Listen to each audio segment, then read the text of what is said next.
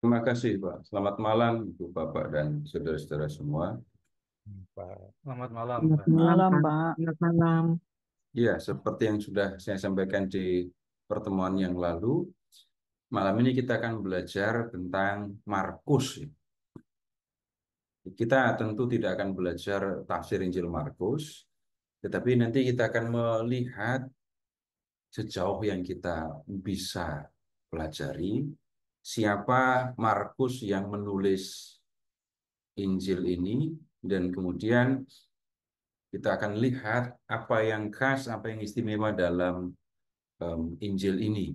Dan tentu kita juga akan lihat ini siapa, untuk siapa Injil ini ditulis. Jadi Injil Markus punya pembaca yang berbeda dengan Injil-Injil yang lain. Jadi setiap Injil itu punya penulis dan tulisan ini ditujukan kepada kelompok orang tertentu.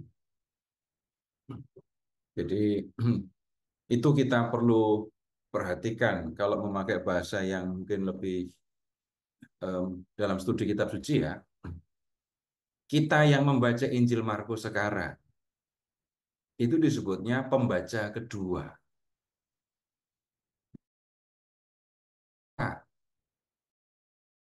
tulis. Tapi Injil ini ditulis untuk ya jemaat tertentu. Jadi Markus menulis Injil, nah Injilnya ini diserahkan, diberikan, dibaca oleh jemaat tertentu. Itu disebutnya pembaca pertama. Nah, ini perlu dipelajari ya supaya kita bisa ya memahami lebih lanjut yang sebenarnya disampaikan di dalam Injil ini. Dan kemudian pembaca yang berbeda itu juga akan menentukan mengapa Injil ini beda dengan yang lain. Gitu.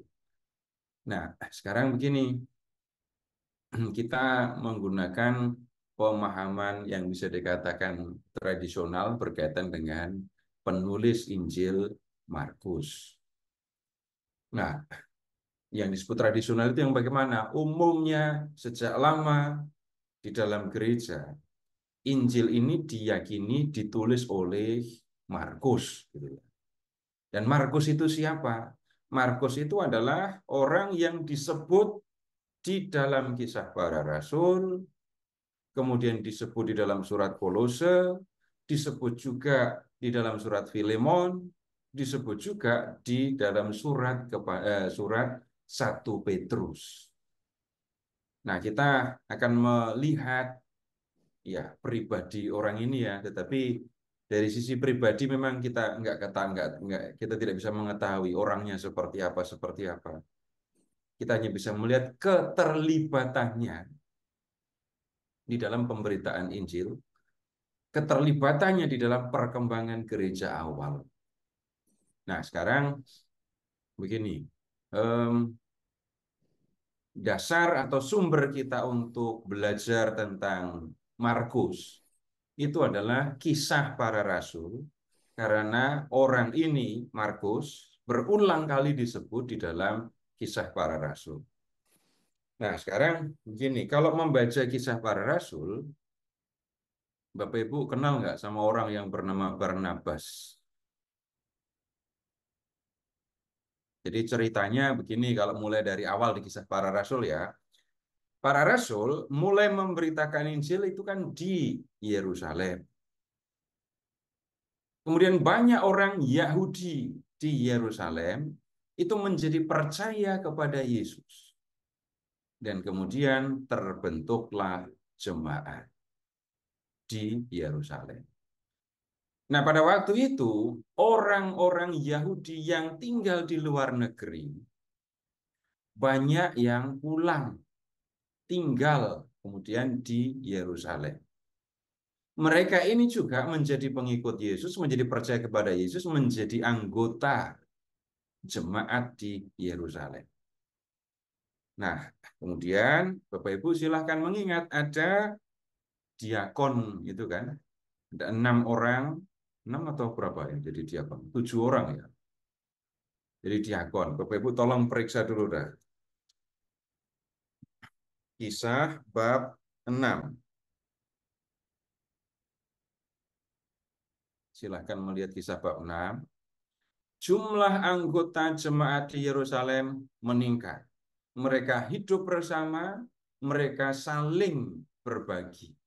Orang-orang yang mempunyai harta benda menyerahkannya kepada para rasul memberikannya kepada anggota jemaat yang membutuhkan. Tetapi lama-kelamaan para rasul sampai nggak sempat ngajar karena ngurusi pembagian makanan. Maka dipilihlah 7 orang untuk ya mengurusi pembagian makanan ini. Kisah bab 6, silahkan lihat ke ayat 1.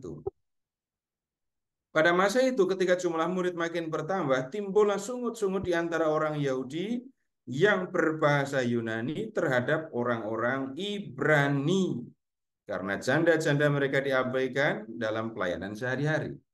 Perhatikan orang-orang Yahudi yang berbahasa Yunani dan orang-orang Ibrani. Maksudnya, ini sama-sama orang Yahudi semua. Para anggota jemaat perdana di Yerusalem itu semua orang Yahudi. Hanya mereka rupanya punya bahasa yang berbeda.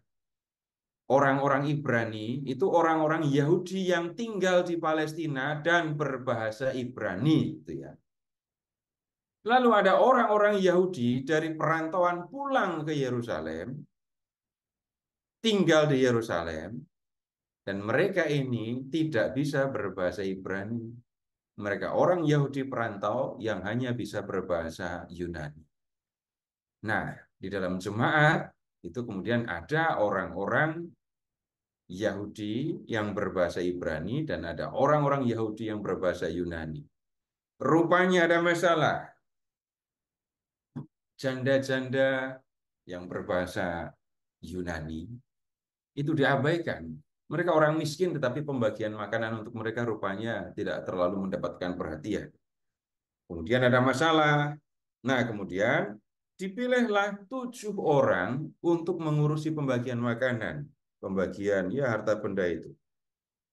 Silahkan lihat ke ayat 5. Itu nama-nama diakonnya. Stefanus, ya, Filipus, Prokorus, Nikanor, Timon, Parmenas, Nikolaus. Perhatikan, seorang penganut agama Yahudi dari Antioquia. Bapak Ibu perhatikan nama-nama diakon ini. Perhatikan nama diakon ini. Ini semuanya nama Yunani. Dari mana tahu? Dari mana tahu? Ya gini aja. Kalau namanya Suharyanti itu kemungkinan besar dari mana? Kalau Jawa, Pak. Siantar ya Jawa. dari Prapat gitu ya. Deli, Pak. Deli, bukan Dolok Sanggul. Nah, ketahuan kan dari nama-nama itu kita tahu. Perhatikan juga misalnya nama Filipus. Tuh, jadi videonya dimatiin gara-gara saya sebut namanya.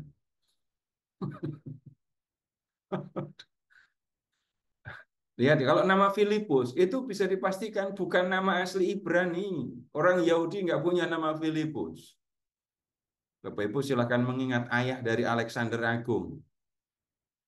Itu namanya Filipus. Kemudian nama itu digunakan untuk menyebut kota yang didirikannya, yaitu kota Filipi.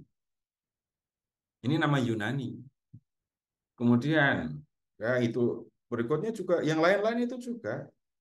Mendengar nama Nikolaus, Nikanor, Timon. Timon ya, bukan Timun. Itu nama Yunani semua, khas Yunani. Nah, ada orang-orang Yahudi perantauan pulang ke Yerusalem menjadi pengikut Yesus. Itu ya. Kemudian sekarang begini, Bapak Ibu silahkan lihat ke bab 5, ya kok bab 5, bab 4, lihat ayat 36 dan 37.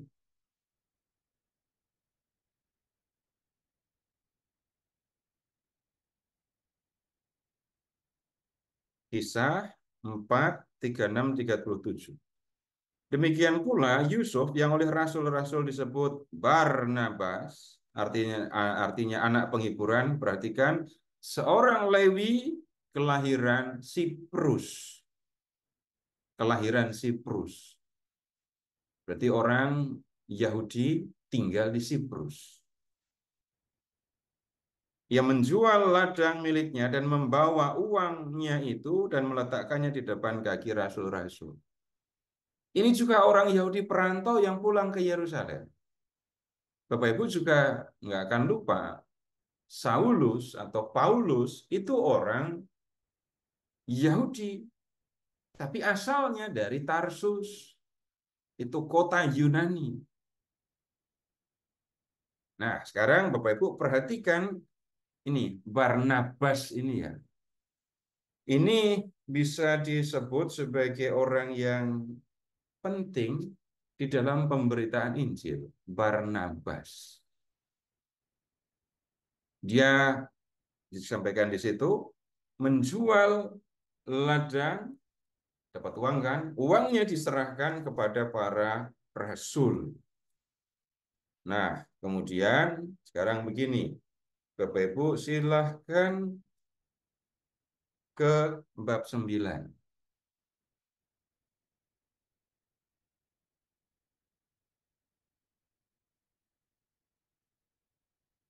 Di bab 9 itu kita ketemu orang lain lagi ya, yang tadi sudah saya sebut, Saulus. Orang Yahudi asalnya dari Tarsus, sekolahnya di Yerusalem.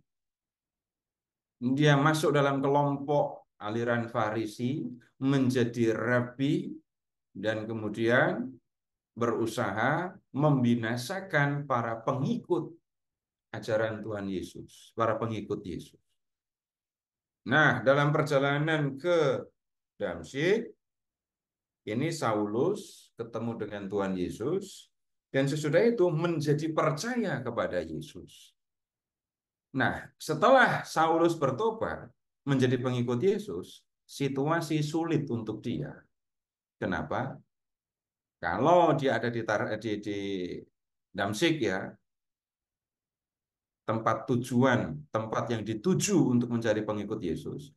Kalau dia mau bergabung dengan para pengikut Yesus di Damsyik, dia bisa dicurigai kan? Mata-mata ini. Jangan-jangan mau mengawasi kita. Nah, tapi di Damsyik, sekarang lihat bab 9 ayat 19b. Saulus tinggal beberapa hari bersama murid-murid di Damsyik. Ketika itu juga ia memberitakan Yesus di rumah-rumah ibadah dan mengatakan bahwa Yesus adalah anak Allah.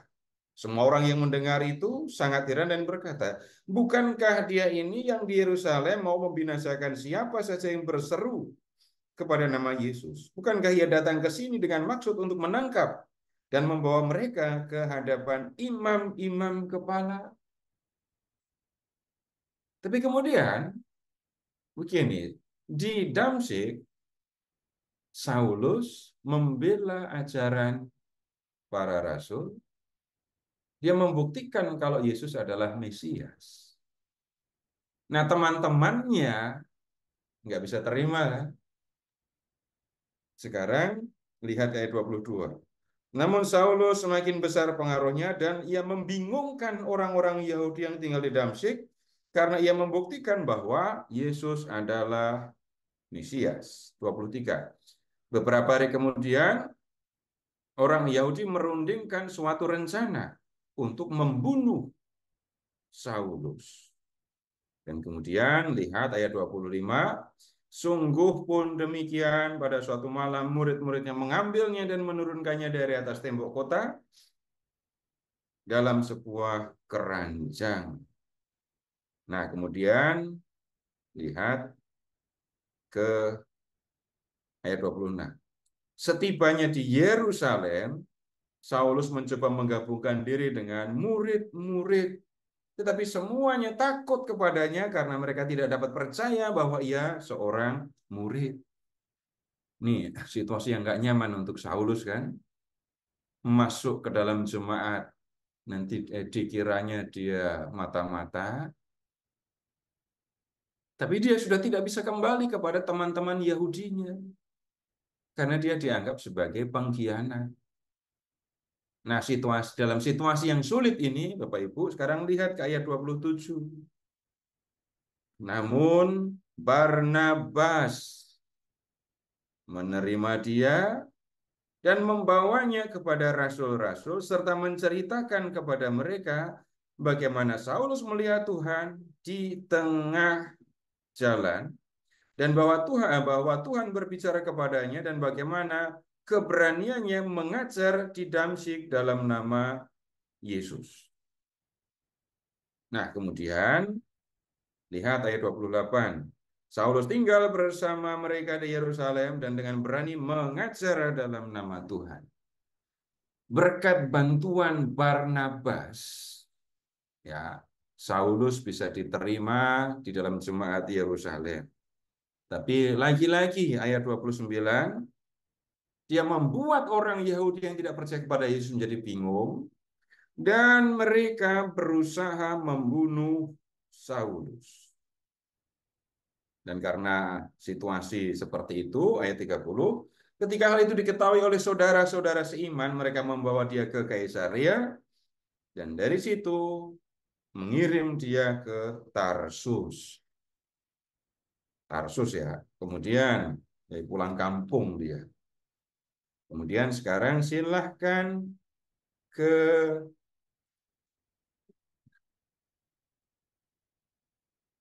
bab ini, 11, bab 11 ya. Lihat mulai dari ayat 19. Barnabas itu sampai ke Antioquia. Saya tidak bicara detailnya ya. Sama di Antioquia. Dan kemudian jemaat Kristiani di Antioquia itu menjadi sangat maju. Antioquia sekarang menjadi pusat pemberitaan Injil, markas misi, gitu. Dan Barnabas ada di situ. Nah, Barnabas kemudian menjemput Saulus. Barnabas, silahkan ke ayat 25, 11-25. Setelah itu pergilah Barnabas ke Tarsus untuk mencari Saulus. Setelah bertemu dengan dia, ia membawanya ke Antioquia. Dan disitulah disebut ya, murid-murid pertama kali disebut Kristiani. Nah, dari Antioquia inilah, Bapak Ibu, Paulus dan Barnabas pergi memberitakan Injil. Nah, sekarang silahkan lihat ke, bentar. Oh, jangan ke situ dulu. Silahkan ke bab 12, ayat 24. 11, 24.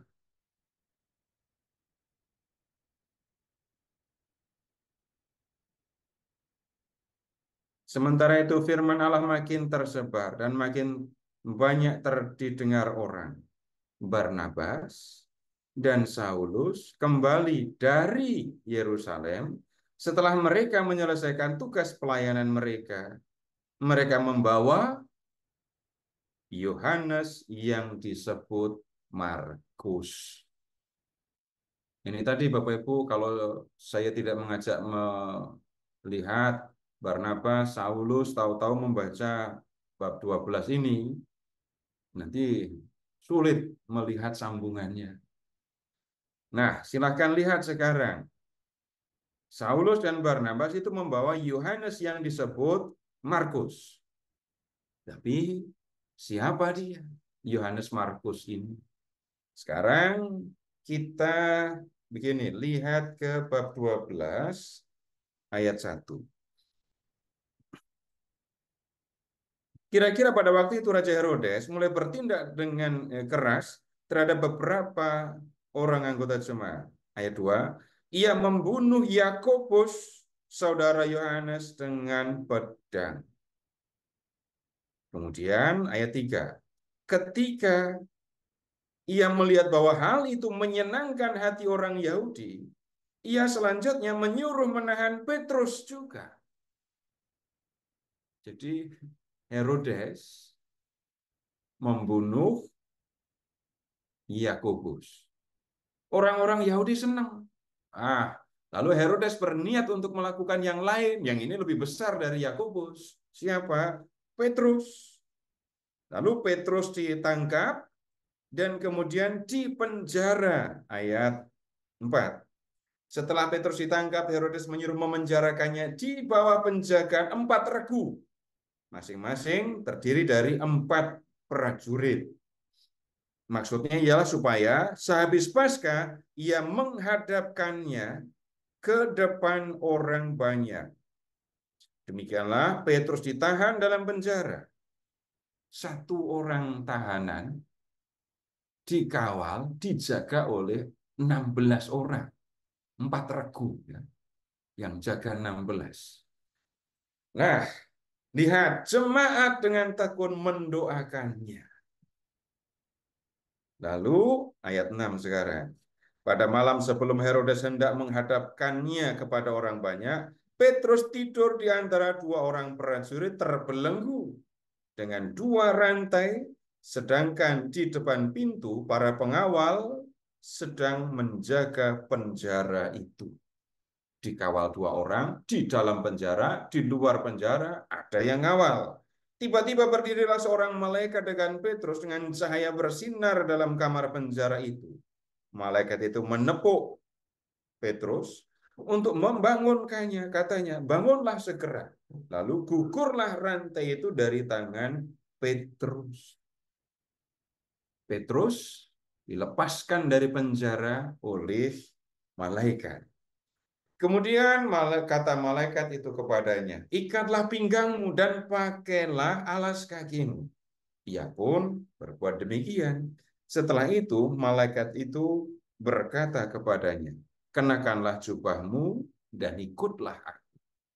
Lalu ia mengikuti malaikat itu keluar dan ia tidak tahu bahwa apa yang dilakukan malaikat itu sungguh terjadi. Sangkanya ia melihat suatu penglihatan. Setelah mereka melalui tempat penjagaan pertama dan tempat penjagaan kedua, sampailah mereka ke pintu gerbang besi yang menuju kota. Pintu itu terbuka dengan sendirinya bagi mereka.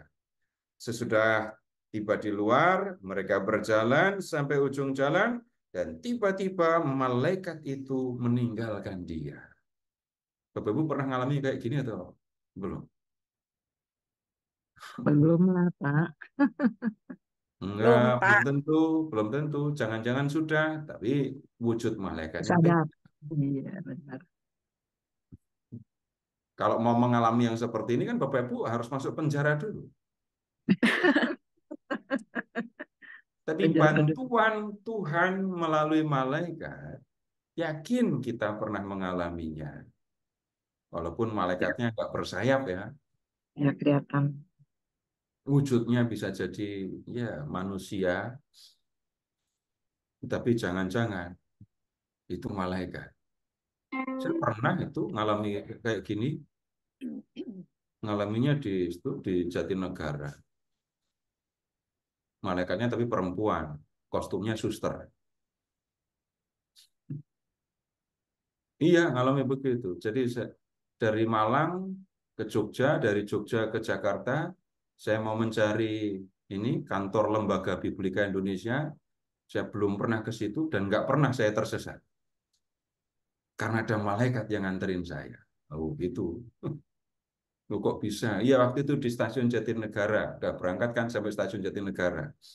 Saya diberitahu dulu oleh Romo Pidiarto, kamu naik ini, nanti turun ke sini, udah lupa semua. Di stasiun Jatinegara, di dalam kereta, masih di kereta apinya udah berhenti, tapi saya belum keluar. Di situ saya lihat ada seorang suster. Nah, saya dari Malang, ngelihat suster. Biasa aja kali, di Malang banyak sekali, teman saya suster juga banyak sekali. Nah, Jadi saya abaikan, saya nggak sapa, saya nggak apa. Kemudian saya keluar dari stasiun, di pinggir jalan, ketemu sama suster itu. Ketemu sama suster itu. Ketemu lagi dengan suster itu. Lalu suster itu, saya bertanya kepada suster, Suster, saya mau ke Jalan Keramat Raya 134. Suster nanya, kamu mau ketemu siapa? Saya mau ketemu Romo Robi Wowor. Lalu suster itu mengatakan, kamu ikut saya. Kenapa suster? Saya juga mau pergi ke Keramat 134. Saya juga mau ketemu Romo Robi Wowor. Lalu jadilah saya diajak suster itu naik taksi. Hmm. Naik taksi, lalu mampir ke susteran, mandi, makan. Lalu habis itu diantar ke Keramat 134. Loh, nggak keluar dari penjara memang, tapi mengalami hal yang Malaikat. seperti itu. Malaikat pelindung. Ada banyak cerita seperti itu yang saya alami. Masih ada nggak Pak Seto susternya? Itu rahasia, rahasia. Nah, saya ajak Bapak Ibu melihat yang seperti ini. Bapak Ibu, jangan-jangan pernah mengalami yang seperti itu. Yang lain lagi, saya diminta untuk mengajar di Jember. Di Jember. Lalu pengajaran di Jember nanti mulai jam 5:30 sore. Saya berangkat pagi-pagi, jam 10 saya sudah tiba di Juanda, Surabaya, untuk menunggu pesawat ke Jember. Ternyata sampai jam 12 nggak ada berita, jam 1 baru ada berita, pesawat nggak jadi terbang. Surabaya ke Jember gimana caranya? Saya belum pernah mengalami perjalanan Surabaya Jember dari bandara lagi. Mudah panik, bingung, tanya ke sana kemari, lalu memperhatikan orang-orang. Nah, lalu ada orang-orang yang mau sewa mobil supaya bisa pergi ke Jember. Ada satu orang bapak-bapak, saya kayaknya mau ini loh, kayak mau sewa mobil. Saya dekati, saya bilang saya mau ikut. Nanti saya yang bayar semua sewa mobilnya. Nah, kemudian ya bapak itu kemudian ya dapat mobil, lalu kami berdua naik mobil itu dari Surabaya sampai Jember 5 jam hanya berhenti 1 kali karena sopirnya mau ke toilet. Saya belum tahu juga waktu itu gereja Katolik di Jember itu yang mana. Tapi sopirnya tahu, bapak itu juga tahu, saya diantar sampai ke gerbang halaman gereja. Saya mau bayar semua, niat yang mau saya kok 700.000.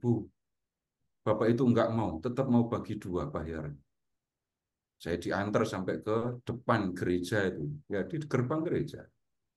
Udah, habis itu saya sampai di Jember dengan selamat, kurang lebih ya tepat waktu. Itu malaikat yang apalagi yang kayak gini. Nah, silahkan Bapak Ibu mengingat-ingat bagaimana Tuhan menolong kita melewati hal-hal yang seperti itu. Ya, sampai di mana ini tadi saya terpaksa cerita tentang malaikat yang nolongin saya. Kisah Nah, para Rasul 12. Petrus sudah dilepaskan dari belenggu, diantar keluar dari penjara, sudah dibawa keluar ya dari kompleks yang ada penjaranya itu. Dan setelah Petrus bebas, malaikat itu pergi meninggalkan dia. Sekarang ayat 11. Setelah sadar akan dirinya, Petrus berkata, "Sekarang tahulah aku benar-benar bahwa Tuhan telah menyuruh malaikatnya dan menyelamatkan aku dari tangan Herodes dan dari segala sesuatu yang diharapkan orang Yahudi." Ini posisinya Petrus ada di Yerusalem ya. Nah, setelah dikeluarkan dari penjara itu, lihat sekarang ke ayat 12. Setelah berpikir sebentar, pergilah ia ke rumah Maria, ibu Yohanes yang disebut juga Markus. Di situ banyak orang berkumpul dan berdoa. Ini ada kejadian aneh ini. Ketika ia mengetuk pintu gerbang, datanglah seorang hamba perempuan bernama Rode untuk mengetahui siapa yang mengetuk itu. Ia terus mengenal suara Petrus. Jadi Petrus mengetuk pintu, Rode keluar, kemudian dia tahu kalau itu adalah suara Petrus. Tetapi karena girangnya, ia tidak membuka pintu gerbang dan segera masuk ke dalam untuk memberitahukan bahwa Petrus ada di depan pintu gerbang. Malah nggak dibukain pintu. Dia cuma ngomong, oh ini Petrus. Terus kasih tahu orang-orang, Petrus ada di depan pintu. Tapi nggak dibukain. Kata mereka kepada perempuan itu, engkau mengigau. Tetapi ia tetap mengatakan bahwa benar-benar demikian. Kata mereka, itu malaikatnya. Wow, itu bukan Petrus, tapi malaikatnya Petrus. Sementara itu Petrus terus-menerus mengetuk. Dan ketika mereka membuka pintu dan melihat dia, mereka tercengang-cengang. Nah, kemudian lihat apa yang disampaikan di sini tadi. Ayat 12. Petrus ke rumah Maria. Maria itu adalah ibu dari Yohanes Markus. Kalau begitu, lihat ya, Petrus kenal sama Bu Maria kan? Wajar kalau kita mengatakan Petrus juga kenal sama Markus. Nah, di situ kita bisa melihat juga Markus itu rumahnya di Yerusalem. Rumahnya di Yerusalem. Ini lihat, ini Petrus ke rumah Ibu Maria kok, ke rumah Bu Maria, ibu dari Yohanes Markus tadi. Nah, kemudian sekarang lihat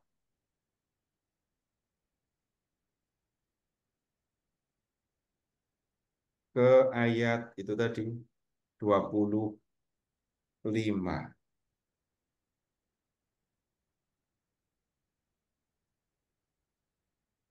Barnabas dan Saulus itu kan dari Antiokhia ke Yerusalem.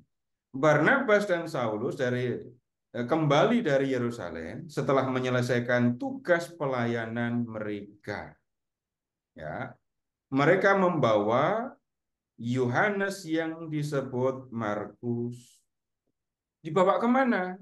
Pada waktu itu di dalam jemaat di Antiokhia ada beberapa nabi dan pengajar, yaitu Barnabas, Simeon, Lukius, Menahem, serta Saulus. Jadi Barnabas dan Saulus di Antiokhia itu punya peran penting karena mereka berdua termasuk ya nabi dan pengajar. Nah, kemudian sekarang silakan ke ayat. Oh, tunggu dulu. Ini muncul, kenapa kok dari Antiokhia Barnabas dan Saulus ada di Yerusalem? Itu jawabannya balik dulu ke bab 11 ayat 27 ya. 11:27. Pada waktu itu datanglah beberapa nabi dari Yerusalem ke Antiokhia. Salah seorang dari mereka yang bernama Agabus bangkit dan oleh kuasa roh ia mengatakan bahwa seluruh dunia akan ditimpa kelaparan. Hal itu terjadi pada zaman Kaisar Claudius. Lalu murid-murid memutuskan untuk mengumpulkan sumbangan sesuai dengan kemampuan mereka masing-masing dan mengirimkannya kepada saudara-saudara yang tinggal di Yudea. Hal itu mereka lakukan juga Dan mereka mengirimkannya kepada penatua-penatua dengan perantaraan Barnabas dan Saulus. Jadi jemaat di Antioquia mengumpulkan dana untuk jemaat di Yerusalem. Ya. Kemudian Barnabas dan Saulus ditugaskan untuk mengirim dana itu setelah ayat 25 ya. Setelah menyelesaikan tugas pelayanan mereka, Barnabas dan Saulus membawa Yohanes Markus ke Antioquia. Dan ingat, di Antioquia dua orang ini punya peran penting. Nah, sekarang begini, Bapak Ibu, Yohanes Markus, kita sudah lihat ini tadi, kenal, punya relasi dengan Petrus. Tapi punya relasi juga dengan Barnabas dan dengan Saulus. Sekarang Bapak Ibu tolong membuka Kolose bab 4. Lihat bagian akhir ayat 10. Kolose bab 4 ayat 10.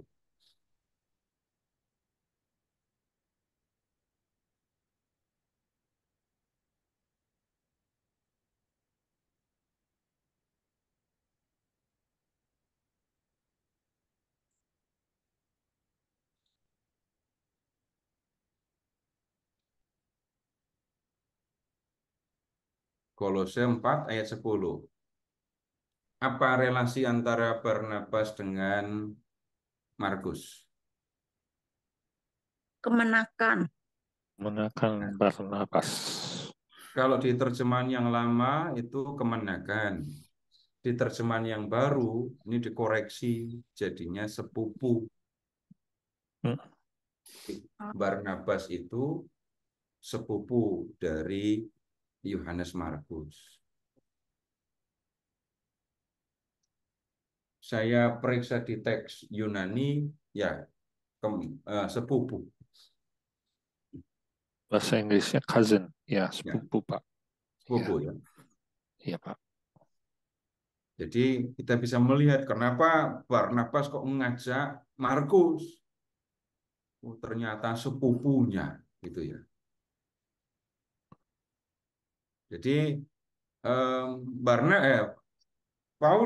Markus itu kenal dekat dengan orang-orang yang terlibat di dalam pemberitaan Injil. Nah, setelah ini kita akan lihat bagaimana Yohanes Markus ini terlibat di dalam pemberitaan Injil. Tapi ya, kalau ada yang perlu didiskusikan, perlu ditanyakan, silakan. Pak Roy, silakan. Baik, Bapak Ibu. Monggo kalau ada yang mau ditanyakan. Di chat nggak ada, Pak. Mungkin ada yang Ya. mau. Jadi Bapak Ibu, sumber kita hanya di Kisah Para Rasul ini ya. Harap sesudah ini sudah bisa bercerita tentang ya Yohanes Markus. Enggak ada pertanyaan? Sepi, Pak. Sudah jelas, Pak. Iya memang gampang, cuman gitu doang kok. Bapak Ibu, sekarang tahu kan tugas saya itu sebenarnya gampang. Kalau suruh cari sendiri susah, Pak.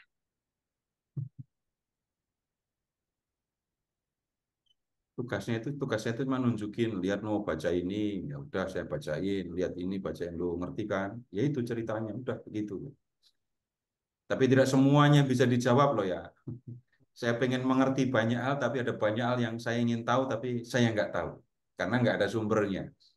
Baik, sekarang silahkan ke bab 13, ayat 2. Kolose ya, Pak. Kenapa? Di Oh, mana? maaf, kembali ke Kisah Para Rasul. Maaf, kembali ke Kisah Para Kolose nggak ada bab 13, cuman Makanya bingung. Bab doang. Kisah 13 ayat 2. Pada suatu hari ketika mereka beribadah kepada Tuhan dan berpuasa, berkatalah Roh Kudus, khususkanlah Barnabas dan Saulus bagiku untuk pekerjaan yang telah kutentukan bagi mereka. Lalu mereka berpuasa dan berdoa, dan setelah meletakkan tangan ke atas kedua orang itu, mereka membiarkan keduanya pergi. Barnabas dan Saulus itu ya diutus oleh jemaat Antiokhia untuk pergi memberitakan Injil. Gitu ya. Kemudian sekarang lihat ke ayat 4. Oleh karena disuruh Roh Kudus, Barnabas dan Saulus berangkat ke Seleukia. Dan dari situ mereka berlayar ke Siprus. Setibanya di Salamis, mereka memberitakan firman Allah di dalam rumah-rumah ibadat orang Yahudi, sinagoga maksudnya. Yohanes mereka sebagai pembantu mereka. Yohanes ini yang dimaksudkan, ya yang sudah disebut tadi. Yohanes yang disebut juga Markus. Nah, kemudian kita bisa melihat kalau begitu ternyata ketika Barnabas, Saulus memberitakan Yesus, mengadakan perjalanan misi, mereka tidak hanya berdua, mereka bertiga, yaitu Yohanes alias Markus. Nah, kemudian mereka menjelajahi seluruh pulau itu sampai ke Pafos. Jadi, supaya punya gambaran, kita buka peta aja. Tapi di Alkitab yang baru, petanya nggak ada. Harus membuka Alkitab yang lama, yang ada peta perjalanan Rasul Paulus. Dan lihat perjalanan yang pertama. Jadi cari peta yang judulnya Perjalanan Rasul Paulus yang ke-1 dan ke-2.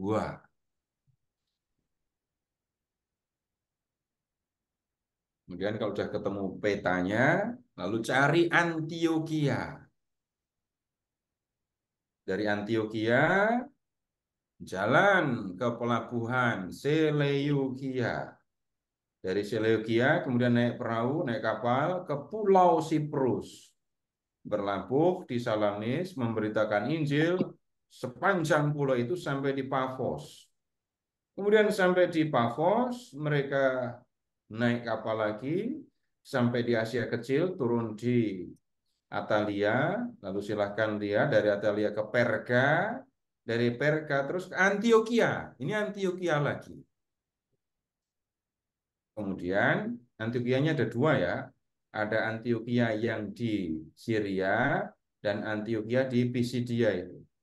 Dari Antiokhia kemudian ke Ikonium, dari Ikonium ke Listra, dari Listra ke Derbe.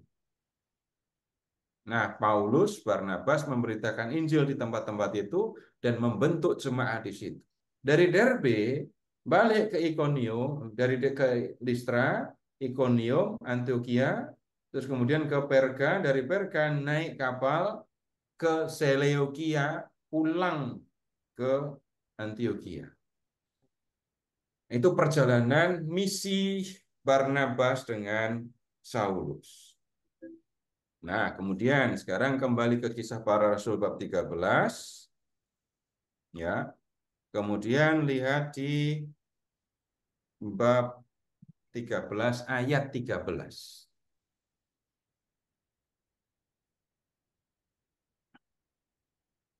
Paulus dan kawan-kawannya berlayar meninggalkan Pafos, kemudian tiba di Perga di Pamfilia. Namun, Yohanes meninggalkan mereka, lalu kembali ke Yerusalem. Mereka lalu tiba di Antiokhia di Pisidia. Lihat, tiba di Perga, tapi kemudian Yohanes meninggalkan mereka. Yohanes meninggalkan Barnabas dan Paulus. Lalu Yohanes pulang ke Yerusalem. Riz. Kenapa? Meninggalkan Barnabas dan Paulus. Nah, tinggal berdua mereka pergi memberitakan Injil. Relasi Barnabas dengan Saulus pada waktu itu masih baik-baik saja. Maksudnya tidak ada pertengkaran, tidak ada perdebatan. Paulus pergi memberitakan Injil sampai di Derbe tadi ya, berdua dengan Paulus. Aman. Nah, sekarang silahkan ke bab 15. Bab 15. Ketika Barnabas dan Saulus pergi memberitakan Injil, ini kan mereka mengalami bagaimana orang-orang Yahudi itu ada yang mau percaya kepada Yesus, ada yang menolak untuk percaya. Nah, kemudian Barnabas dan Saulus memberi perhatian kepada orang-orang non-Yahudi. Jadi kalau pada waktu itu ya, di kota-kota perantauan orang Yahudi, mereka membuat sinagoga. Orang-orang Yahudi kalau hari Sabat datang ke sinagoga. Orang-orang bukan Yahudi, orang-orang Yunani sebut aja begitu ya, itu senang datang ke sinagoga walaupun hanya di teras, di luar, nggak masuk. Mereka senang mendengarkan pengajaran orang Yahudi. Tidak menjadi Yahudi, tidak menjadi pemeluk agama Yahudi, tapi senang mendengarkan dan senang ya menjalani hidup mengikuti cara hidup orang Yahudi. Yang menarik perhatian mereka itu ada dua. Yang pertama monoteisme, yang kedua ajaran moralnya. Dan ini berkaitan ya. Orang-orang Yunani itu punya banyak dewa kan ya. Tapi kemudian kalau diperhatikan kehidupan dewa-dewinya itu banyak yang kehidupan moralnya nggak bagus itu ya. Misalnya sebuah dewa tertingginya Zeus sudah punya istri di dunia dewa sana. Tapi giliran melihat perempuan manusia dan cakep, Zeus mau juga. Sampai punya anak namanya Hercules. Kemudian, ini contoh saja ya, kepercayaan orang Yunani itu politeis, dan kehidupan moral itu ya bisa dipandang, bisa dikatakan rendah kalau menggunakan ukuran orang Yahudi. Nah, orang-orang Yahudi beda, percaya kepada satu Allah, dan tentang moral sangat menjunjung tinggi. Orang-orang Yunani senang dengan itu dan ikut mendengarkan kalau hari Sabat orang Yahudi membaca kitab suci di sinagoga. Nah, orang-orang Yahudi banyak yang menolak berita tentang Yesus. Akibatnya, Barnabas dan Saulus memilih untuk memberitakan Yesus kepada orang-orang bukan Yahudi. Sehingga ada banyak orang bukan Yahudi, banyak orang Yunani yang menjadi percaya kepada Yesus. Ini masalah. Sekarang jemaat terdiri dari dua bangsa, gitu ya. Bangsa Yahudi dan bangsa bukan Yahudi. Kita tahu bangsa Yahudi itu satu agama, satu kepercayaan. Dan kemudian karena mengikuti ajaran mereka, ya orang Yahudi misalnya ya, enggak makan daging babi, kemudian mereka bersunat. Orang Yunani sebaliknya, tidak bersunat dan makan daging babi. Orang Yahudi memandang diri lebih tinggi dari yang lain. Orang Yahudi pada masa itu jadinya masih hidup mengikuti cara beragama orang Yahudi, tapi sekaligus menjadi pengikut Yesus. Jadi waktu itu belum pisah. mereka masih orang Yahudi, pemeluk agama Yahudi, tapi mereka percaya kepada Yesus. Yesus juga orang Yahudi kok. Yesus Mesias, orang Yahudi percaya tentang Mesias kok. Tapi adanya orang-orang Yunani membuat mereka harus berpikir. Bagaimana orang-orang Yunani yang mau menjadi pengikut Yesus? Perlu nggak? Harus nggak? Jadi Yahudi dulu. Seperti para rasul, seperti Yesus juga orang Yahudi. Nah, sekelompok orang Yahudi yang sudah menjadi percaya kepada Yesus, seringkali disebut itu kelompok Yakobus gitu ya.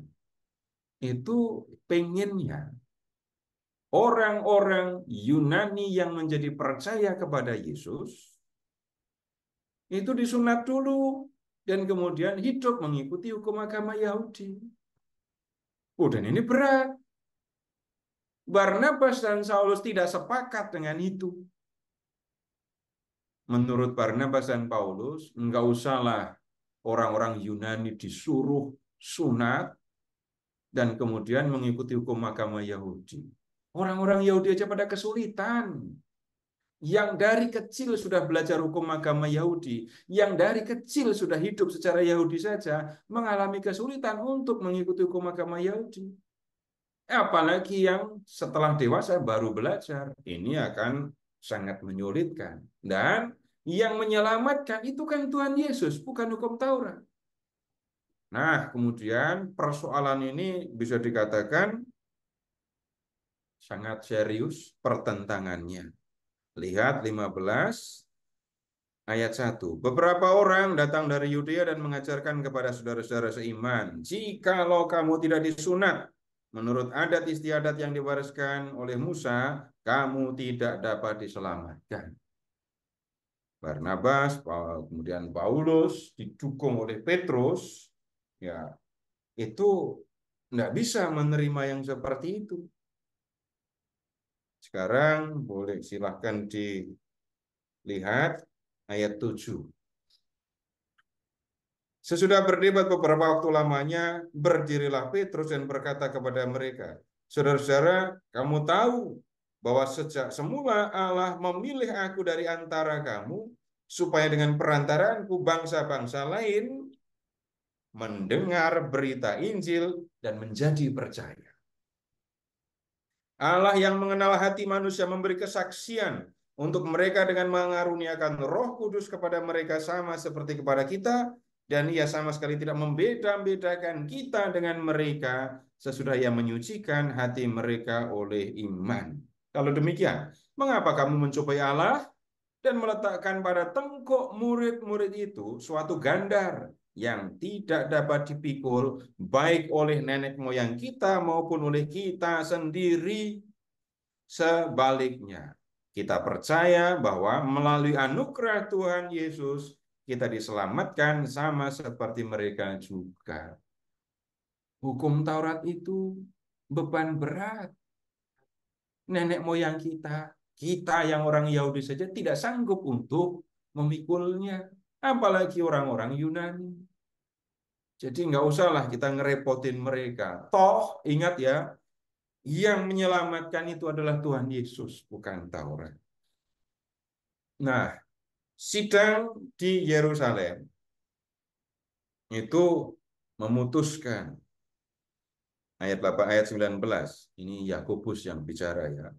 Yakobus saudara Tuhan Yesus. Sebab itu aku berpendapat bahwa kita tidak boleh menimbulkan kesulitan bagi mereka dari bangsa-bangsa lain untuk berbalik kepada Allah.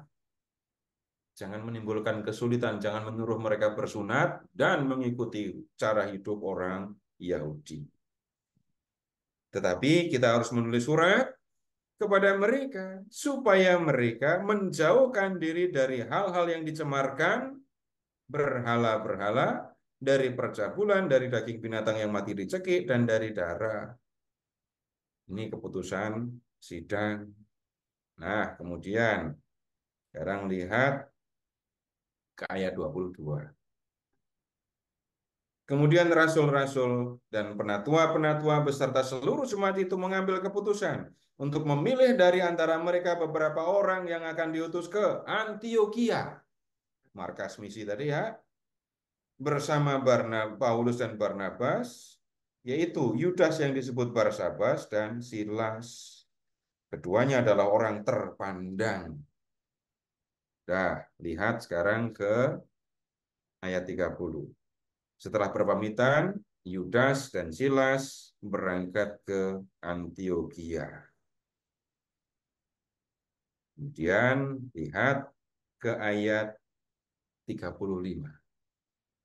Ini masalah lain muncul sekarang. Paulus dan Barnabas tinggal beberapa lama di Antiokhia. Mereka bersama banyak orang lain mengajar dan memberitakan firman Tuhan. Beberapa waktu kemudian,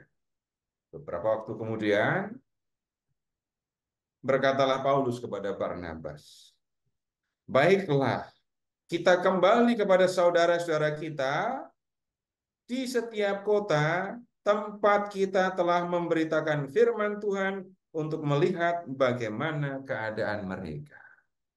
Ingat perjalanan misi tadi dari Siprus, kemudian ke Pisidia. Lalu ingat ada kota-kota Antiokhia, Ikonium, Listra, Derbe, Pafos tadi ya. Nah, mereka di kota-kota itu sudah membentuk jemaat. Setelah sekian lama, nah, Paulus sekarang yang punya gagasan mengajak Barnabas untuk mengunjungi jemaat-jemaat itu.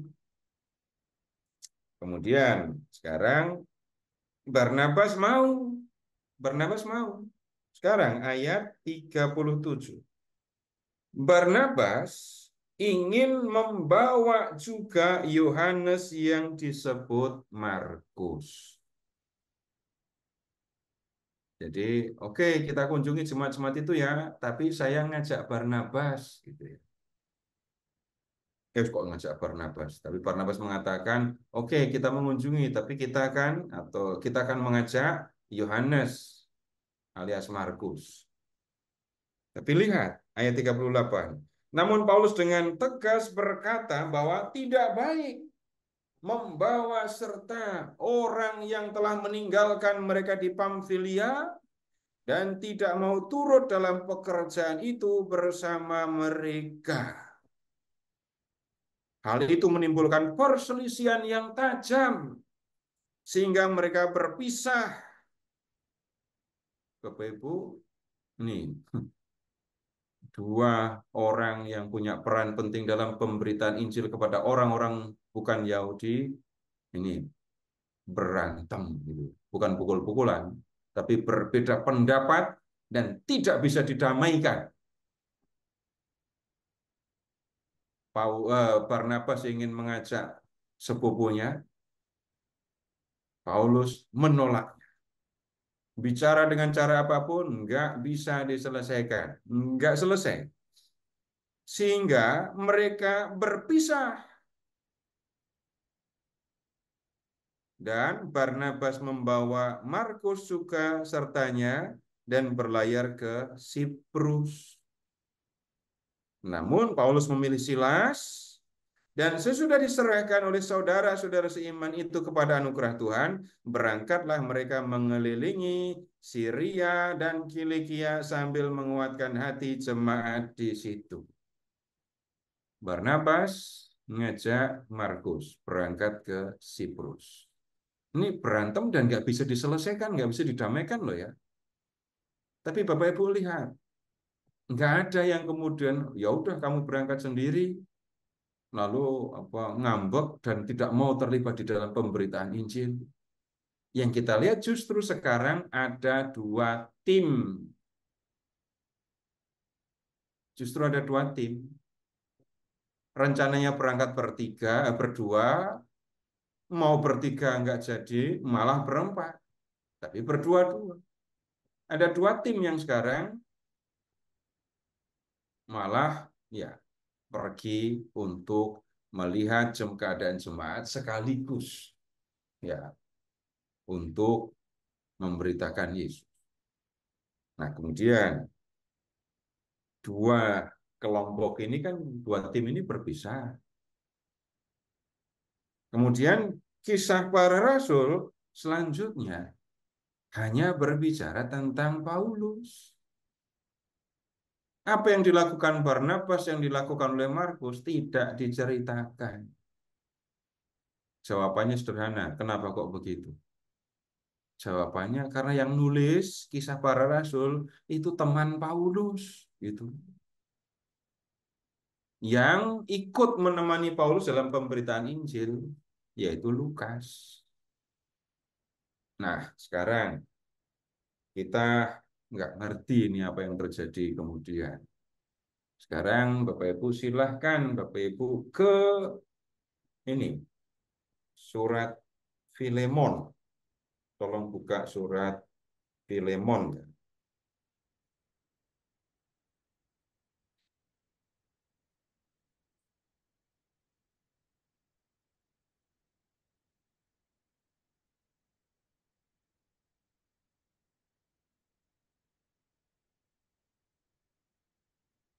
Lihat dulu ke ayat 1. Dari Paulus, seorang tahanan karena Kristus Yesus, dan dari Timotius, saudara kita, kepada Filemon yang terkasih, teman sekerja kami, kepada Apfia, saudara kita, kepada Arkhipus, teman seperjuangan kita, dan kepada jemaat di rumahmu. Anugerah dan damai sejahtera dari Allah Bapa kita dan dari Tuhan Yesus Kristus menyertai kamu. Nah, itu awal surat, Paulus mengatakan begini. Sekarang lihat ke ayat 23.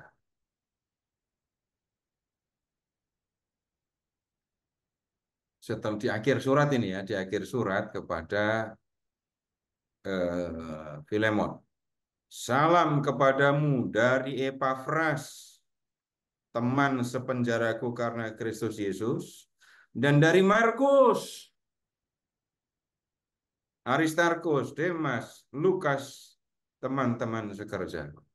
Lu, kalau membaca surat kepada Filemon, kita lihat tuh, ini si Markus sudah ada bersama dengan Paulus. Jadi kalau Paulus menulis surat lalu mengatakan ada kiriman salam, orang-orang yang kirim salam itu ya ada di dekat dia. Kita tidak tahu apa yang terjadi, tetapi yang kita lihat di surat Filemon ini, Markus sudah ada bersama-sama dengan ini Paulus. Sudah damai mereka rupanya. Ya. Atau Paulus sudah bisa menerima Markus. Nah, kemudian sekarang silahkan membuka surat 1 Petrus.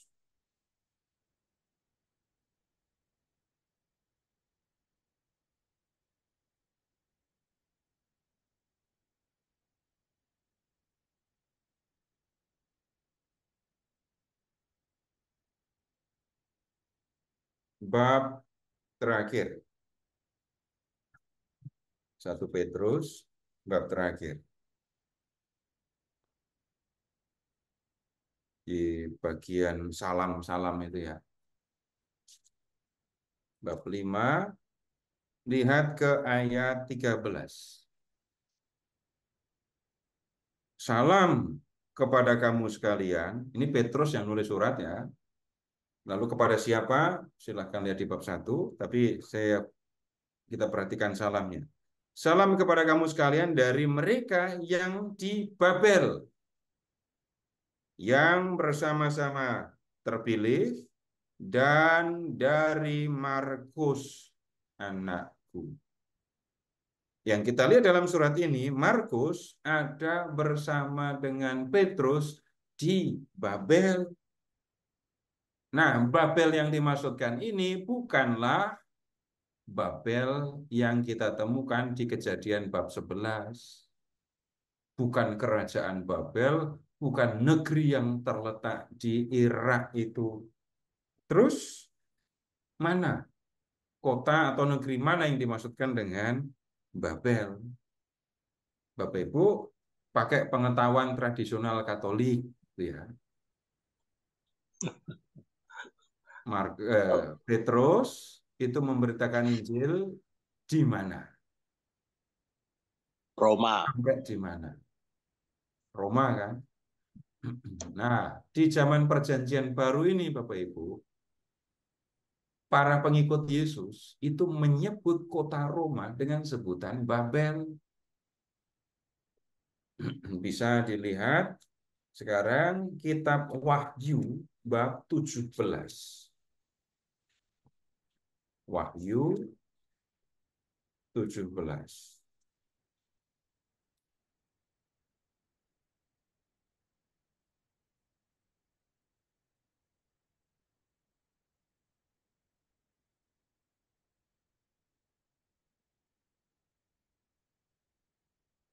Yohanes dalam Wahyu 17 itu melihat ada binatang, ya. Kemudian di atas binatang itu duduk seorang perempuan. Nah, sekarang ayat 5. Wahyu 17 ayat 5. Pada dahinya, pada dahi perempuan itu tertulis suatu nama, suatu rahasia. Babel besar, ibu kota, ibu dari wanita-wanita pelacur, dan dari kejijikan bumi. Nah, aku melihat perempuan itu mabuk oleh darah orang-orang kudus dan darah saksi-saksi Yesus. Jadi di dahi perempuan itu ada tulisan, Babel besar, ibu dari wanita-wanita pelacur, dan dari kejijikan bumi. Lalu di ayat 18, 17, 18. Perempuan yang telah kau lihat itu adalah kota besar yang memerintah atas raja-raja bumi. Di zaman ini, di zaman penulisan kitab Wahyu, tidak ada kota lain yang dimaksudkan selain Roma. Memerintah atas raja-raja bumi. Disebut Babel. Ini membuktikan kota Roma disebut Babel. Nah, kemudian sekarang begini. Kalau dalam suratnya itu Petrus menyebut Markus ikut kirim salam, Markus ada bersama dia kalau begitu. Dan kemudian dari situ kita juga tahu Markus ada di dekat Petrus di Roma. Kemudian dalam pemahaman lebih lanjut, Markus itu menjadi penerjemah Petrus. Bapak Ibu mengingatnya begini saja. Perhatikan nama. Nama asli Petrus itu kan Kefas. Nama Ibraninya Kefas. Nama Yunaninya Petros. Nah, kalau Markus ini bukan nama Ibrani kan? Bapak Ibu kenal ini yang bersama dengan Kleopatra itu namanya siapa?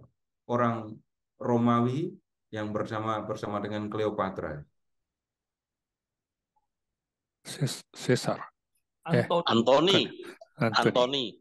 Baptisnya siapa? Markus.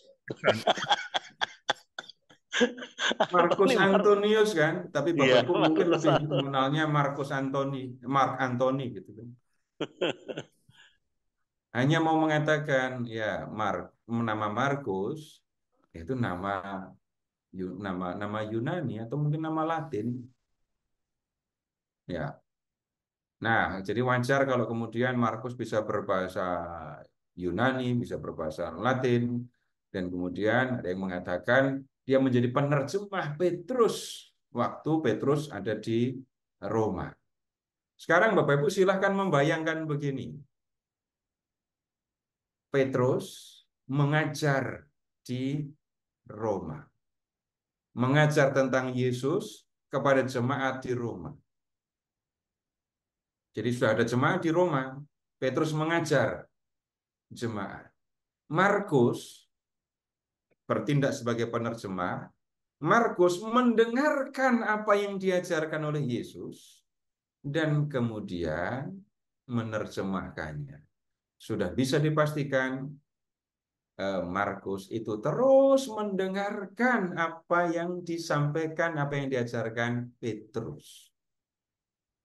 Nah, kemudian apakah ini ada dampaknya untuk penulisan Injil? Ada.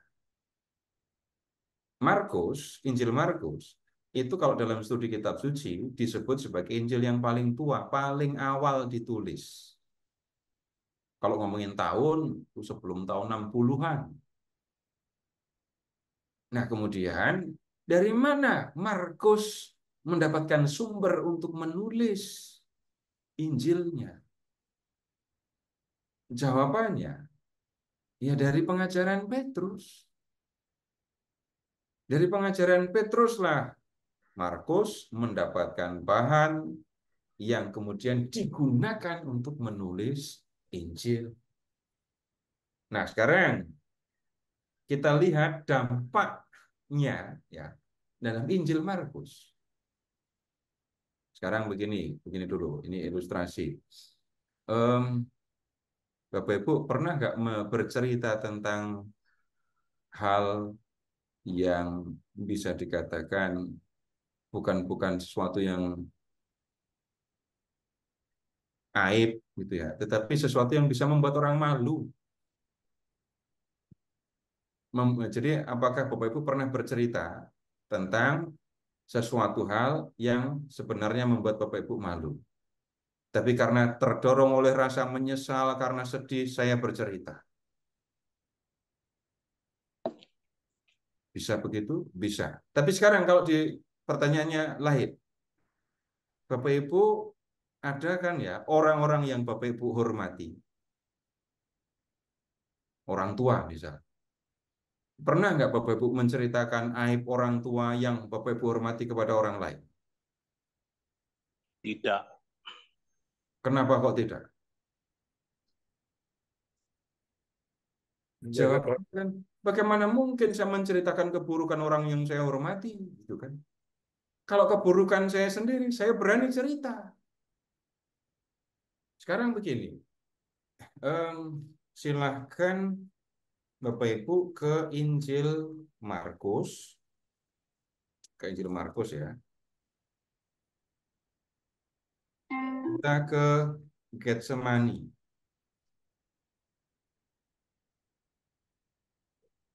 Bab 14 ya. Kemudian Bapak Ibu tolong membuka Lukas bab 22, paralelnya. Lihat paralelnya yang di Injil Lukas bab 22.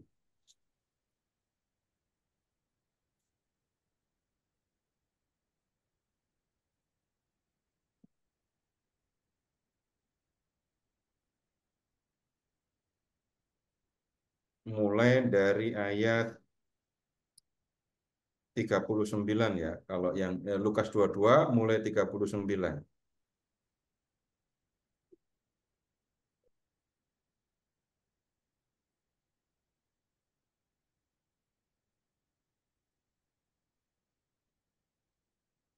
Sekarang Markus dulu. Mulai dari bab 14 ayat 32. Lalu sampailah Yesus dan murid-muridnya ke suatu tempat yang bernama Getsemani. Kata Yesus kepada murid-muridnya, "Duduklah di sini, sementara aku berdoa." Ia membawa Petrus, Yakobus, dan Yohanes sertanya. Ia mulai merasa sangat susah dan gelisah. Lalu katanya kepada mereka, "Hatiku sangat sedih, seperti mau mati rasanya. Tinggallah di sini dan berjaga-jagalah." Ia maju sedikit, merebahkan diri ke tanah, dan berdoa supaya sekiranya mungkin saat itu lalu daripadanya. Katanya, "Ya Aba, ya Bapa, segala sesuatu mungkin bagimu. Ambillah cawan ini dari hadapanku, tetapi janganlah apa yang aku kehendaki, melainkan apa yang engkau kehendaki." Lalu ia kembali dan mendapati mereka sedang tidur. Ia berkata kepada Petrus, Simon, sedang tidurkah engkau? Tidak sanggupkah engkau berjaga-jaga walau 1 jam saja? Berjaga-jagalah dan berdoalah supaya kamu jangan jatuh dalam pencobaan. Roh memang berniat baik, tetapi tabiat manusia lemah. Lalu ia pergi dan mengucapkan doa yang sama.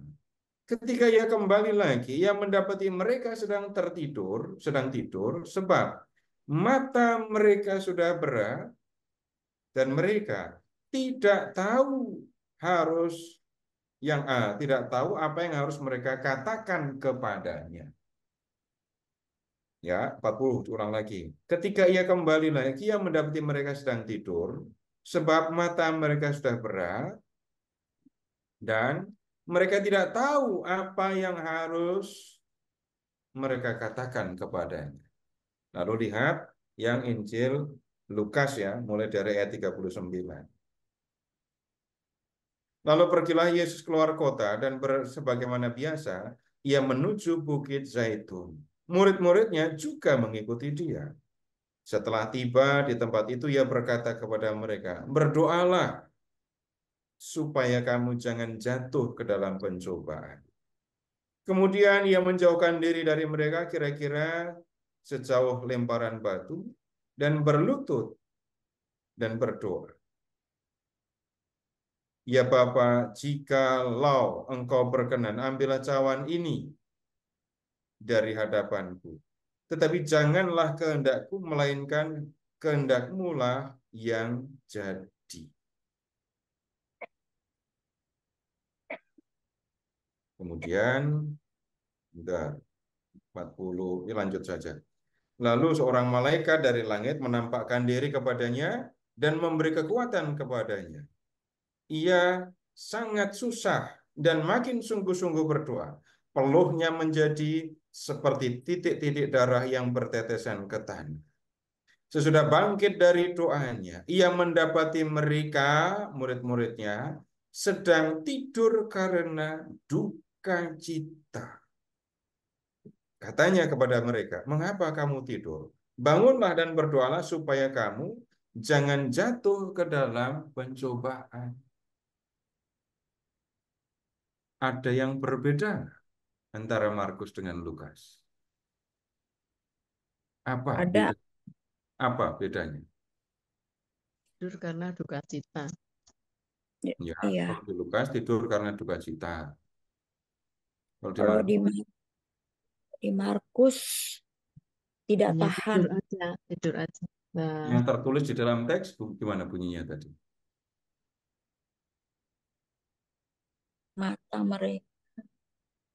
Mata mereka sudah berat dan mereka tidak tahu apa yang harus mereka katakan ketika Tuhan Yesus bangunin mereka. Nah, sekarang begini. Jelas berbeda kan ya di situ. Markus itu lebih Lukas. Sekarang Bapak Ibu ingat-ingat ya. Sebelum di Getsemani berdoa itu, Yesus dan murid-muridnya ngapain? Makan Paskah, Pak. Paskah. Makan Paskah kan? Habis makan Paskah terus Ekaristi kan? Tolong ingat-ingat menu Paskah. Ingat-ingat menu Paskah. Sawi pahit. Sayur pahit. Yang nomor 1 pasti bukan sayur lah. Roti tak beragi. Roti tak beragi. Itu nomor 2. Anggur. Nomor 1. Minum anggur. Kok anggur? Namanya juga Paskah. Oh, domba. Domba. Daging domba bakar. Wah, mantep nih.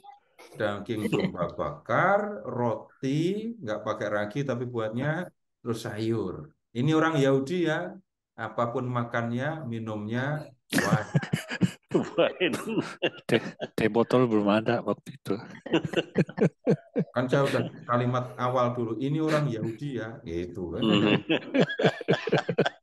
Sekarang Mereka makan daging, mereka minum wine, terus habis itu bayangin pas makan Paskah itu jam 7 jam 6 terbenamnya matahari ya. Kemudian habis itu mereka jamuan Paskah, Ekaristi, Yesus masih bicara kepada mereka ya. Terus habis itu mereka jalan keluar kota ya 2 kilo lah dari Yerusalem ke Bukit Zaitun. Udah malam kan? Sudah mendekati tengah malam, mungkin juga udah tengah malam. Lalu mereka diajak berdoa. Bapak Ibu bayangkan, jam 7 makan malam, lengkap dengan daging, roti, minum wine, jam 12 diajak berdoa. Apa yang bisa terjadi? Ngantuk. Ngantuk. Ngantuknya level berapa? Level 3. Udah kenyang, tentu. Ngantuk kan? Minum wine. Ngantuk. Ngantuk, terus habis itu udah ketiduran, beneran, sampai ketiduran. Terus habis itu dibangunkan. Bapak Ibu pernah ngalami nggak? Ngantuk luar biasa, tidur serius, tidur nyenyak, terus ada yang bangunin ngajak ngomong. Ngomongnya nyambung apa enggak? Nggak nyambung. Nggak nyambung. Nah, ingat tadi Petrus dan teman Petrus, Yakobus, Yohanes ya, tidur kan? Yesus bangunin, ngajak ngomong, terus mereka dikatakan mereka tidak tahu apa yang harus mereka katakan kepada Yesus. Kalau kita ngomong tentang apa adanya, ini kan aibnya Petrus toh ya. Orang ini Petrus gitu ya, bicara tentang hal yang bisa dikatakan sangat memalukan.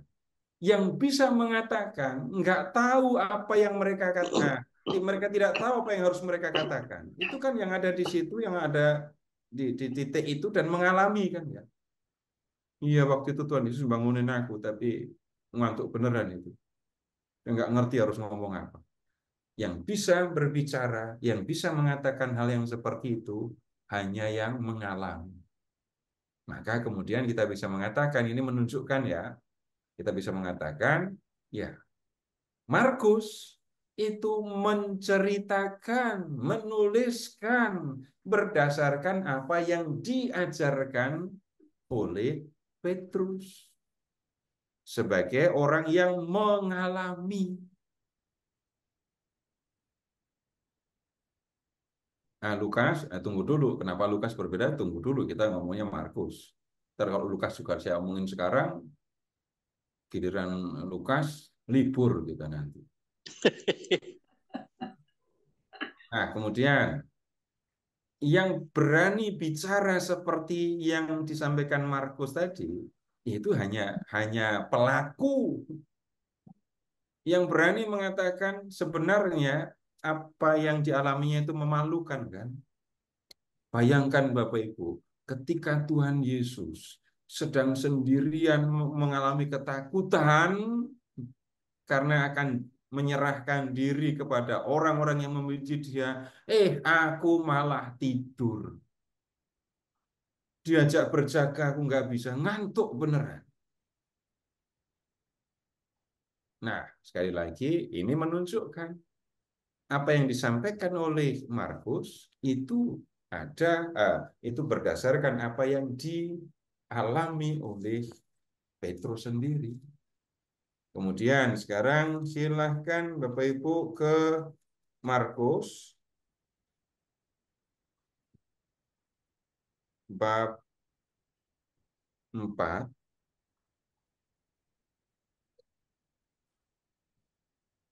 mulai dari ayat 35. Lalu nanti kita lihat versi Lukas bab 8, tapi siapkan dulu Markus 4 ayat 35 dan juga siapkan Lukas 8.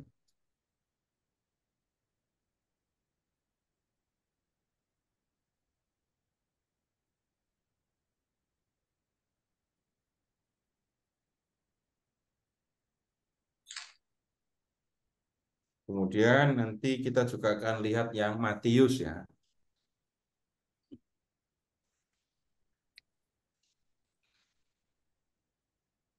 Ini perikop-perikop yang kita diskusikan, kita akan lihat nanti ketika belajar Injil yang lain. Tapi keterangannya fokus di Markus dulu ya. Markus bab 4 mulai dari ayat 35. Pada hari itu menjelang malam, Yesus berkata kepada mereka, "Mari kita bertolak ke seberang." Mereka meninggalkan orang banyak, lalu bertolak bersama Yesus yang sudah ada dalam perahu, dan perahu-perahu lain menyertai dia. Bapak Ibu, yang ini tolong amati cara bercerita dan detailnya ya. Lalu mengamuklah topan yang dahsyat sekali, dan ombak menyembur masuk ke dalam perahu, sehingga perahu itu mulai penuh dengan air. Yesus sedang tidur di buritan memakai bantal. Lalu murid-muridnya membangunkan dia dan berkata, "Guru, tidak pedulikah engkau kalau kita binasa?" Ia pun bangun, menghardik angin itu, dan berkata kepada danau itu, "Diam, tenang." Lalu angin itu reda dan danau itu menjadi teduh sekali. Lalu ia berkata kepada mereka, "Mengapa kamu ketakutan? Belumkah kamu percaya?" Mereka menjadi sangat takut dan berkata seorang kepada yang lain, "Siapa sebenarnya orang ini sehingga angin dan danau pun taat kepadanya?" Lukas bab 8 ayat 22.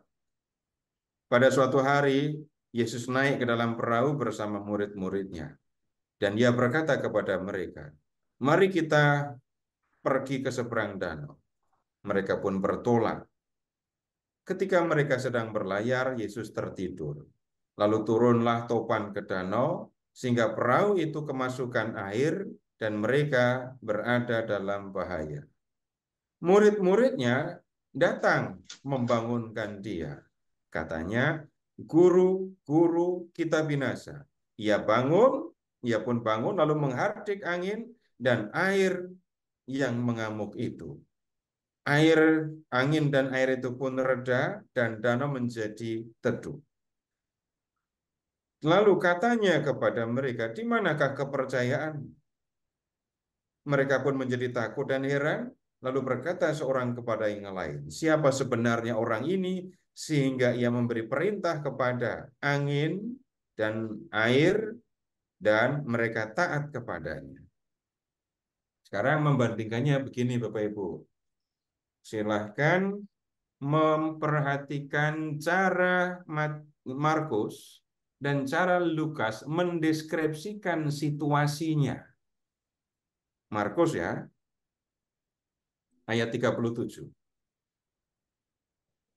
Lalu mengamuklah topan yang dahsyat sekali, dan ombak menyembur masuk ke dalam perahu, sehingga perahu itu mulai penuh dengan air. Lukas 8:23. Kalimat kedua. Lalu turunlah topan ke danau, sehingga perahu itu kemasukan air, dan mereka berada dalam bahaya. Soal sederhana kan, membandingkan kalimat itu. Tapi kalau Bapak Ibu memperhatikan cara mendeskripsikan situasi, mendeskripsikan bahaya, yang lebih hidup ceritanya, itu Markus atau Lukas? Markus. Markus. Apa yang membuat Bapak Ibu ambil simpulan Markus? Mengamuklah Perhatikan topan ayat-ayat. yang dahsyat dan ombak menyembur. Yang bisa bercerita seseru itu, yang bisa bercerita menggambarkan atau mendeskripsikan situasinya seperti itu, Orang yang mengalami. yang mengalami itu kan. Nah, kemudian boleh dibandingkan sekarang dengan Matius bab 8.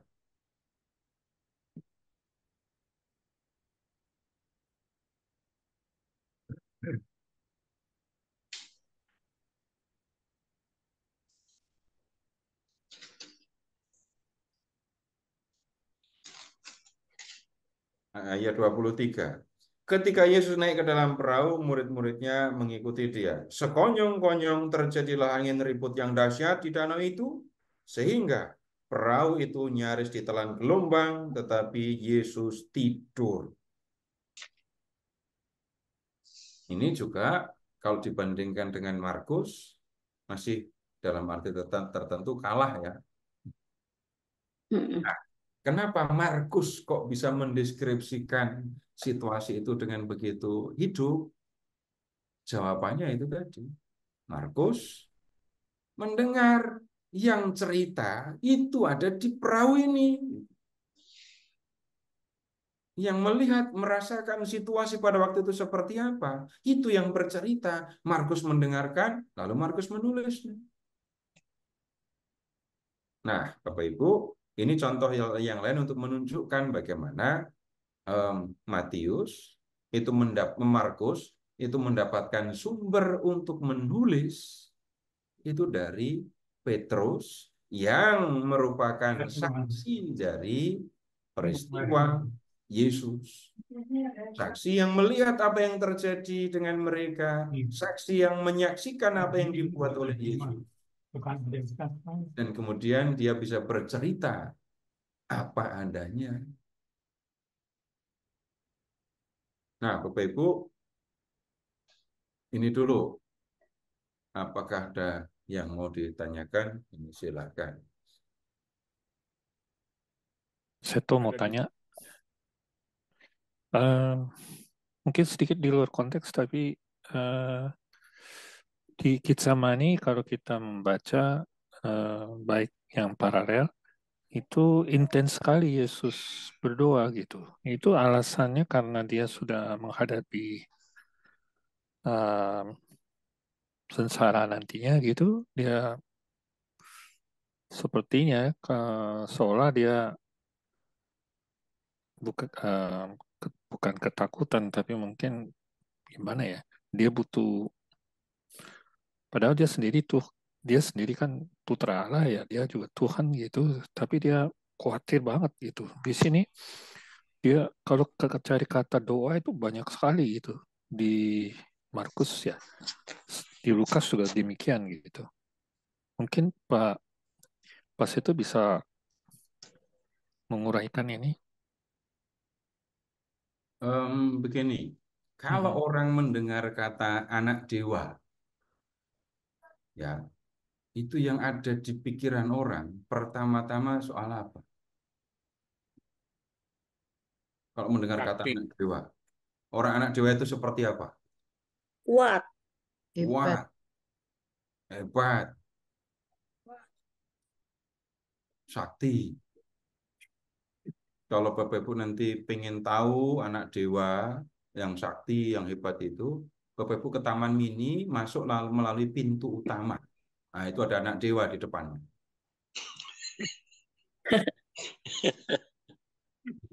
Namanya Siapa itu? namanya Anoman. Kan anak dewa tuh. Oh, Anoman ini ya betul. Iya kan anak dewa tuh. Jaga pintu ya. Ini sakti karena bapaknya dewa, Hmm. ibunya manusia. Hmm. Dalam kepercayaan Yunani, Hercules, Herakles, ya itu tokoh yang bisa dikatakan anak dewa kan ya. Kuat, luar biasa kuatnya. Nah, orang-orang Romawi, orang-orang Yunani Romawi, kalau mendengar anak dewa, anak Allah, pikiran mereka seperti itu. Nah, kemudian sekarang kalau lihat apa yang seperti itu, mereka juga kemudian menerapkan kepada Yesus. Yesus itu anak dewa. Pemahaman mereka seperti itu. Mereka berharap Yesus itu seperti anak-anak dewa lain yang dahsyat, yang gagah gitu ya. Dan kalau begitu, untuk apa dekat-dekat orang yang seperti itu? Dalam arti tertentu sederhananya ya untuk kepentingan sendiri, untuk keuntungan sendiri kan. Buat apa ya? Nah, Injil Markus mau menunjukkan Yesus itu anak Allah, tetapi tidak seperti yang kamu pikirkan. Nah, kalau kita membaca Injil Markus, kita bisa mengatakan hal-hal yang bisa dikatakan ini Yesus mengalami penderitaan, Yesus mengalami kelemahan manusiawi yang marah, yang jengkel, yang takut gitu ya. Tapi ini ya memang ada latar belakang di balik itu. Jadi kenapa kok Yesus tampak dengan kelemahannya? Ya ada latar belakang itu. Bapak Ibu baca di Injil Yohanes, nggak akan ketemu Yesus berdoa di Getsemani itu. Nggak ada. Apalagi yang berpeluh, lalu peluhnya ngucur kayak darah. Nggak ada. Digambarkan tegar gitu ya, kalau di Yohanes ya, Ya, waktu yang itu di ya. Yohanes ya. Mm-mm. Beda sekali. Yesus kalau di Yohanes jagoan. Nah, begitu Pak, latar belakang. Oh ya, Ya. terima kasih Pak. Pak Seto, ini ada pertanyaan Pak di chat Ya. dari Pak Teguh. Shalom Pak Seto, Markus meninggalkan mereka di Pamfilia, kenapa ya Pak? Saya itu Meninggal, termasuk yang saya pengen tahu itu. berarti idem ya Pak? Tapi kok enggak? Ya, saya juga pengen tahu, tapi saya enggak nemu jawaban. Kalau hanya kemungkinan-kemungkinan itu enggak melegakan kan ya, apalagi enggak ada dasarnya. Tapi ini contoh kemungkinan ya, contoh kemungkinan. Karena saya enggak punya dasar. Em, Jangan-jangan Markus ini pada waktu itu masih terlalu muda. Kemudian setelah mengalami apa ya, benturan, kesulitan selama memberitakan Injil di Siprus, dia merasa berat, sulit untuk mengikut apa terlalu berat bagi dia lah untuk berhadapan dengan berbagai kesulitan di dalam pemberitaan Injil. Bisa jadi karena ya mungkin masih terlalu muda, harus menghadapi kesulitan seperti ketika di Pafos. Tapi sekali lagi, ini jawaban berdasarkan kemungkinan ya. Saya tidak bisa mengatakan Markus kangen sama ibunya. Nah, itu ngaco lagi kalau kacau kalau jawabannya kayak gitu. Hanya biasanya bisa menyebutkan kemungkinan, Pak, tapi saya tidak bisa menunjukkan dasar yang melegakan untuk menjelaskan kepulangan Markus itu. Begitu, Pak. Baik Pak, terima kasih. Ada lagi Pak, dari Pak Bambang Sugiharto, dia agak panjang ya Pak, mohon kesabaran dan ketabahannya. Paulus ini egonya masih besar ya. Berantem dengan Barnabas, juga tidak cocok dengan Petrus. Lalu dia di Roma melanggar sumpahnya sendiri untuk tidak memberitakan Injil ke masyarakat yang sudah mengenal Yesus sebelum diajarkan Paulus. Tetapi karena iman orang Roma itu baik, maka dia juga kepingin dikenang di Roma. Waduh, dengan menulis banyak nama di surat Roma untuk hanya mengucapkan terima kasih. Apakah Paulus antisipasi kepada Markus karena Markus adalah murid Petrus? Wah, ini ngacot. Waduh, Ya, saya tidak terlalu berani untuk menduga. mencantumkan, mengenakan ini apa namanya, entah egois, entah sombong. Itu sebenarnya termasuk apa ya? Kalau saya sebagai pribadi, saya jarang jarang sekali ngecap orang kamu egois gitu, kamu sombong gitu. Saya nggak mengucapkan kalimat yang seperti itu. Nah, kemudian sekarang begini, untuk bisa menilai atau memahami Paulus, memang nggak ada cara lain selain mempelajari apa yang dia katakan. Dan ini baru sedikit dari yang kita pelajari mengenai Paulus. Karena ada sisi yang lain yang kita harus mengatakan sesuatu yang berbeda. Kalaupun aku harus dikorbankan untuk melengkapi korbanmu, aku rela kok. Kita harus ngomong apa kalau begitu? Nah, kemudian begini, kalau melihat Paulus, Bapak Ibu akan menemukan orang kalau sudah yakin dengan apa yang diketahui, dia seperti nggak akan bingung, nggak akan peduli dengan yang lain. Jadi maksudnya orang yang punya prinsip seringkali bisa berpegang terlalu teguh dengan prinsipnya itu. Yo, Nah, yo. Gua kepret. Apa itu? Bentar. kemudian yang berikutnya, Nah, ini. kemudian yang berikutnya ketika ini nulis surat kepada jemaat di Roma, nanti Bapak Ibu bandingkan dengan alasannya menulis surat kepada jemaat di Galatia. Paulus tidak memberitakan Injil di Roma. Paulus nulis surat kepada jemaat di Roma itu hanya karena mau mampir. Karena Paulus mau mengadakan perjalanan ke Spanyol. Nonton Liga kali ya. Nah, jemaat Roma itu isinya banyak orang Yahudi. Banyak orang Yahudi, tapi Yahudi perantau ya.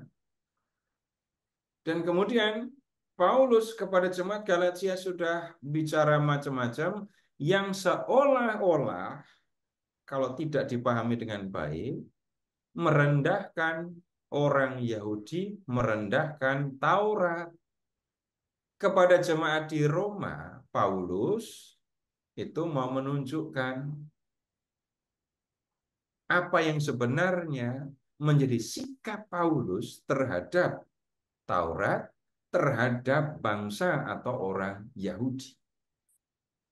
Jadi surat kepada jemaat Roma seperti itu. Boleh dilihat bab 1 dan di bab akhir yang berkaitan dengan ini tujuan kepergian Paulus ke Roma ini dan penulisan surat ini. Kemudian begini, kalau nyebut surat Roma, Bapak Ibu justru akan tahu Paulus itu ngumpulin dana ya untuk jemaat di Yerusalem. Dan ketika menulis surat kepada jemaat di Roma, Paulus itu dalam perjalanan untuk ngirim uang, bantuan yang dikumpulkan dari jemaat-jemaat yang didirikannya. Jadi Paulus ngumpulin dana dari jemaat Filipi, dari Korintus, gitu ya. Lalu uangnya dibawa untuk menolong jemaat di Yerusalem. Nah, kita nggak bisa gitu ya. Dia bisa bertentangan dengan orang banyak, bisa. Sekarang begini, Bapak Ibu tolong ingat-ingat ya, tanpa Bapak Ibu menjadi orang jahat, bisa nggak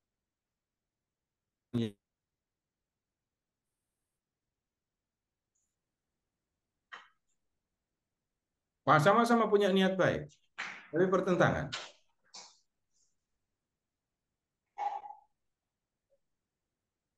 Kemudian, ingat-ingat, bisa nggak orang sama-sama punya prinsip bertentangan, tapi nggak pakai berkelahi? Kemudian, lihat juga dalam kasus Barnabas dan Paulus ini ya, yang saya sampaikan tadi, mereka justru menjadi dua tim yang tetap bergerak dan gerakan mereka malah jadi luas. Benar bahwa Paulus pernah mengecam Petrus karena Petrus munafik. Ya, tapi nanti di kesempatan lain lagi Paulus juga mengalami hal yang ya katanya nggak mau terima bantuan jemaat, loh kok mau juga. Itu waktu di penjara terima bantuan jemaat Filipi. Tapi kemudian masing-masing akan punya pertimbangan, punya pemikiran yang tersendiri. Nah, begitu tanggapan saya. Baik, makasih Pak Seto. Ada lagi Pak? Ada banyak banget nih Pak. Waduh, Pak, banyak. Dua Pak, tinggal dua. Udah pilih. Ya, Satu lagi Pak. Pak Seto, eh, Paulus, Barnabas, Yohanes kan tidak termasuk 12 rasul. Tapi nyata peran ketiganya dalam penyebaran Injil. Pertanyaan saya, Paulus banyak suratnya yang dikanonkan dalam kitab suci. Begitu juga tulisan Markus yang menjadi salah satu Injil. Kenapa tidak ada tulisan Barnabas yang dikanonkan, kurung Injil Barnabas? Wah, Injil itu Pak. Barnabas sama sekali tidak ada hubungan dengan Barnabas, dengan Rasul Barnabas itu ya. Kenapa Injil Barnabas itu munculnya sudah di abad berapa itu? 11, 12, atau 16? Dan ditulisnya dalam bahasa Italia, nggak nyambung lagi. Kemudian Bapak Ibu pernah membaca Injil Barnabas atau belum? Belum. Nah, untuk bisa memberikan komentar terhadap Injil Barnabas, harus baca dulu. Baca Injil itu, dan kemudian Bapak Ibu akan tahu macam-macam hal. Lalu ambil kesimpulan sederhana. Kayak gini kok Injil, gitu Pak. Nggak nyambung. Suatu tulisan tentang Tuhan Yesus, sumbernya lain sama sekali, nggak ada hubungan dengan Yesus sumbernya, nggak ada hubungan dengan gereja itu sumbernya, tapi diberi nama Barnabas, sehingga seolah-olah tulisan ini berasal dari Barnabas. Kemudian, iya, kalau bicara tentang tulis menulis sebenarnya begini, Bapak Ibu, ini saya bukan bukan sombong tapi ini ilustrasi ya. Bapak Ibu udah berapa lama jadi Katolik? Sudah berapa lama Bapak Ibu punya Alkitab? Tapi kok nggak pernah nulis tentang kitab suci, nggak pernah nulis tentang Alkitab, nggak pernah nulis tentang Tuhan. Nah itu tanya lagi, Bapak Ibu ada yang katekis nggak selain Pak Roy? Nah itu kan mengajari tentang iman Katolik kan, nulis apa enggak? Nulis nilai, Pak. Kenapa kok nggak nulis? Ampun, Nah, Pak. ini ada yang berbeda-beda ke apa menyebutnya ya tentang menulis itu tidak semua orang punya kemampuan. Saya tidak mengatakan kalau Barnabas nggak mampu menulis ya, tapi saya justru mengatakan tentang menulis Paulus itu memang luar biasa. Kemudian begini, em, kalau melihat cara Paulus menulis surat, itu kita bisa menemukan begini. Ketika membaca surat Galatia, itu Paulus nulis sendiri. Matanya sedang sakit, maka tulisannya gede-gede. Paulus bisa menulis sendiri dengan cara seperti itu. Tapi buat saya yang ini yang berikutnya yang aneh. Paulus bisa mendikte dan orang lain yang menulis. Menurut saya lebih sulit yang kedua. Mendikte supaya orang lain menulis. Kalau nggak percaya coba saja. Bapak Ibu nulis sendiri, lalu diktekan gagasan kira-kira sampai menjadi 4 halaman folio. Paulus, berikutnya lagi. Paulus kenapa kok bisa dikatakan terbiasa dengan tradisi nulis? Jangan lupa, Paulus itu rabi.